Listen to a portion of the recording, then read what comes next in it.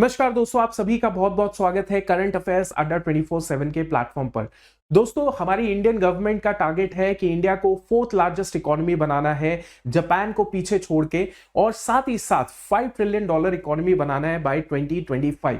अब इस विजन को पूरा करने के लिए गवर्नमेंट को ध्यान देना पड़ेगा किसानों के ऊपर, उनकी जो इनकम है उसको डबल करना पड़ेगा, और साथ ही साथ हमारा जो एमएसएमई सेक्टर है उसके ऊपर भी प्रॉपर तरीके से ध्यान देना पड़ेगा। लेकिन इसके अंदर हमें एक और चीज, एक और सेक्शन ऑफ द सोसाइटी के ऊपर ध्यान देना बनता है, वो है middle class population. Middle class population को भी राहत देनी पड़ेगी क्योंकि इन्फ्लेशन बढ़ती जा रही है और मिडिल क्लास जो है उसकी पर्सनल डिस्पोजेबल इनकम कम होती जा रही है। गवर्नमेंट का बजट अभी एक महीने बाद ही आने वाला है, और मीडिया रिपोर्ट्स के अंदर ऐसी बहुत सारी खबरें आ रही हैं जहां पे मिडिल क्लास पॉपुलेशन की इनकम को काफी हद तक राहत मिलने वाली है इस पूरे बजट के अंदर जो 2025 फरवरी में पेश होने वाला है। तो इसके पीछे क्या रीजन है, जहां पे ये बोला गया है कि अप टू 15 लाख अगर एक व्यक्ति कमा रहा है तो उसको टैक्स में राहत मिलेगी। तो पुराना टैक्स रिजीम क्या है, नया टैक्स रिजीम क्या है, और आगे क्या चेंजेस हो सकते हैं, वो हम फॉर श्योर पढ़ेंगे। साथ ही साथ हम ये भी देखेंगे कि इसका इंपैक्ट क्या है, और उसके साथ साथ हम ये भी देखेंगे कि हमारी करंट इकोनॉमिक ग्रोथ क्या है और हमारा आगे क्या ग्रोथ हो सकती है, राइट। और एंड में हम लोग फॉर श्योर, मैं आपसे एक सवाल भी पूछूंगा, तो आप मेक श्योर कीजिएगा इस वीडियो को पूरे तरीके से अच्छे से देखिएगा। चलिए शुरू करते हैं। ये जो है potential income tax reduction for 15 lakh earners. देखिए, मिडिल क्लास पॉपुलेशन जो है वो हर तरीके से मार खा रही है। ये आपने मीडिया में बहुत बार सुना होगा और पढ़ा होगा, जहां पे उसको नौकरी भी कई बार बड़ी मुश्किलों से नौकरी मिल रही है। दूसरी बात है, उसकी जो इनकम जो वो कमा रहा है उस पर भी बहुत सारा टैक्स लग रहा है, जीएसटी पे कर, मतलब अलग अलग तरीके से जो है उसको टैक्स पे करना पड़ रहा है, जिसकी वजह से उसकी जो कंजप्शन है वो कम हो रही है क्योंकि उसकी डिस्पोजेबल इनकम कम हो रही है। ऊपर से महंगाई की दर जो है वो बढ़ते जा रही है। तो इस तरीके से मुश्किलें सामने खड़ी हो गई कि कंजप्शन मिडिल क्लास ही है जो बढ़ा सकता है इस देश के अंदर, राइट। अब देखिए, तो उसके इनकम के ऊपर जो है जो टैक्स लगता था उसके ऊपर राहत हमें देखने को मिल सकती है, और ये रिपोर्ट्स हमें बता रही है। तो मैं आपको पहले तो कुछ इंपॉर्टेंट बातें बताता हूं कि अगर मान लीजिए राहत मिल जाती है, राहत कितनी मिल सकती है, शायद ऐसा हो कि अभी तक तो 7 लाख की इनकम में, मतलब अगर न्यू टैक्स रिजीम की बात करें तो 7 लाख की इनकम पे आपको कोई टैक्स नहीं देना पड़ रहा, आप एग्जम्पशंस का इस्तेमाल करके टैक्स नहीं पे कर पाते थे। तो 7 लाख से 15 लाख, तो ये जो आगे का 15 लाख तक का अमाउंट है, तो यहां पर भी शायद सरकार जो है आपको कुछ राहत दे सकती है। तो वो new tax old tax regime क्या है वो मैं आपको बता दूंगा, लेकिन पहले एक चीज की अंडरस्टैंडिंग लेते हैं कि इस तरीके से हो क्या रहा है। इस तरीके से ये हो रहा है कि अगर इनकम टैक्स रिडक्शन हो जाती है तो boost private consumption to stimulate the economic growth, यानी कि बंदे के पास जो है ज्यादा पैसा रहेगा तो डेफिनेटली उसकी पॉकेट के अंदर जो है ज्यादा पैसा रहेगा तो वो डिमांड कर पाएगा। डिमांड करेगा तो मार्केट में सप्लाई जनरेट होगी, मार्केट में जो है वो एक तरीके से थोड़ा बूस्ट देखने को मिलेगा, और फिर वो कंजप्शन करेगा, फिर उसका इस तरीके से जो मार्केट में साइकिल चलेगा जिससे इकोनॉमी बूस्ट होगी।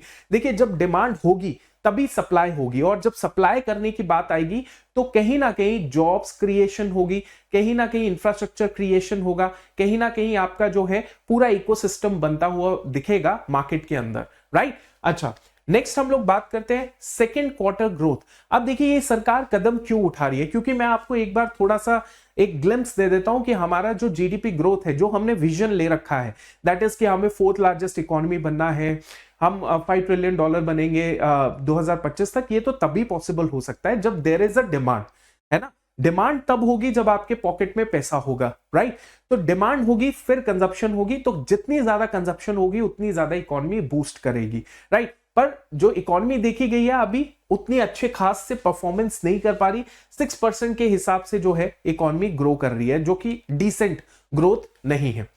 अब देखिए, एक्सपेक्टेड आउटकम क्या होगा, जो मैंने आपको बता दिया, हायर स्पेंडिंग पावर बनेगी, डिस्पोजेबल इनकम ज्यादा होगी, इंक्रीज डिमांड होगी, इकोनॉमिक रिवाइवल होना शुरू हो जाएगा।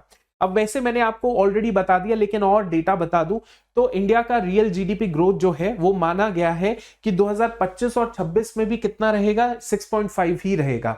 अगर इसी हिसाब से पॉलिसी बनती रही, एक चेंज नहीं लाया गया, जैसे अभी जो चेंज की बात की जा रही है, अगर इसको नहीं लाया जाएगा तो भारत जो है 2025 और 26 में भी 6.5 जीडीपी की रेट से जो है वो ग्रो होता रहेगा, जिससे भारत का जो सपना है, विजन है कि बड़ा इकोनॉमी बनना है, वो नहीं बन पाएगा। राइट, चलिए आगे चलते हैं।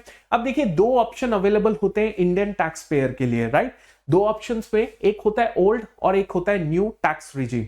ओल्ड टैक्स रिजीम के अंदर क्या होता है, देखिए ये जो न्यू टैक्स रिजीम है ये 2020 में इंट्रोड्यूस हुआ।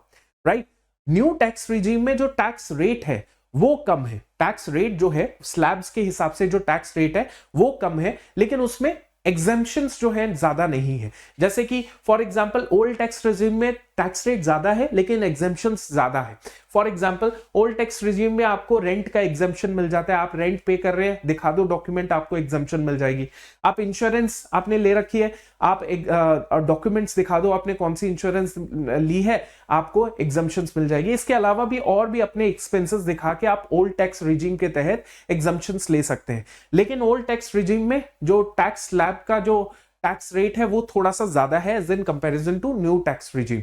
जिसको भी जो भी पसंद आता है वो अपना ऑप्ट करके टैक्स पेमेंट कर सकता है। अब मैं आपको पहले ओल्ड टैक्स रिजीम दिखाता हूं। ओल्ड टैक्स रिजीम में अप टू 2.5 लाख, सिर्फ 2.5 लाख पे ही आपको जो है नील टैक्स पे करना है, लेकिन 2.5 से 5 में करेंगे तो 5% हो जाएगा, 5 से 10 में करेंगे 20%, और 10 से ऊपर करेंगे तो आपको 30 लाख रुपया जो है 30% जो है टैक्स पे करना पड़ेगा।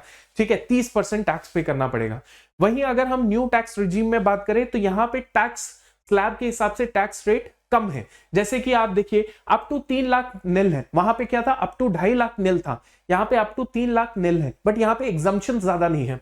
3 से 7 लाख 5% हो गया, 7 से 10 लाख 10% हो गया, 10 से 12 लाख 15%, 12 से 15 20%, और 15 से ऊपर जो जाता है वो 30% टैक्स जाता है। यानी आपकी इनकम जो है 15 लाख से लेके 19 लाख तक है, 15 से 19 लाख तक की इनकम है, तो 15 से 19 लाख के बीच का जो अमाउंट होगा उस पे 30% लगेगा। ऐसा नहीं कि 1 से लेके 19 लाख तक आपके इनकम पे 30% सीधा लग जाएगा, नहीं, 1 से 30 लाख के बीच में इनकम टैक्स सीधा 30 नहीं लगेगा, सिर्फ 15 से ऊपर जब होगी इनकम तब 30% लगेगा, फिर 12 से 15% होगी, 12 से 15 लाख के बीच में 20%, इस तरीके से स्लैब्स के हिसाब से आपका टैक्स लगता है। अब यही बोला गया है कि जिसकी भी इनकम अप टू 15 लाख है उसके अंदर जो है राहत मिल सकती है। अब कितनी राहत मिल सकती है ये तो गवर्नमेंट ही बताएगी, लेकिन जो इकोनॉमिक चैलेंजेस हमारे देश की इकोनॉमी फेस कर रही है उसके बारे में मैं आपको बता देता हूं। जैसे कि फॉर एग्जांपल सबसे पहला है एम्प्लॉयमेंट चैलेंज।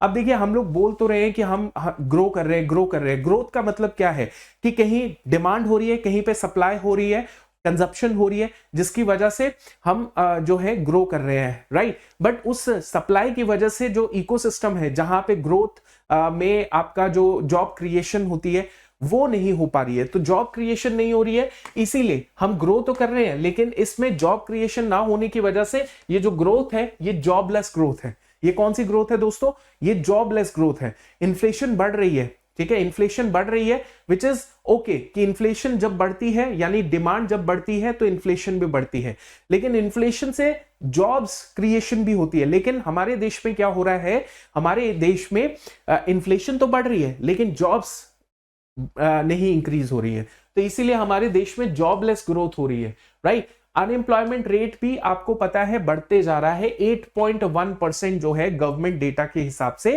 8.1% है, जो कि बहुत ज्यादा है। एक्सपोर्ट कॉम्पिटिटिवनेस की बात करें, यानी कि हमारे जो एक्सपोर्ट हम कर रहे हैं उसके अंदर भी हम लोग ज्यादा अच्छा परफॉर्मेंस नहीं कर पा रहे हैं।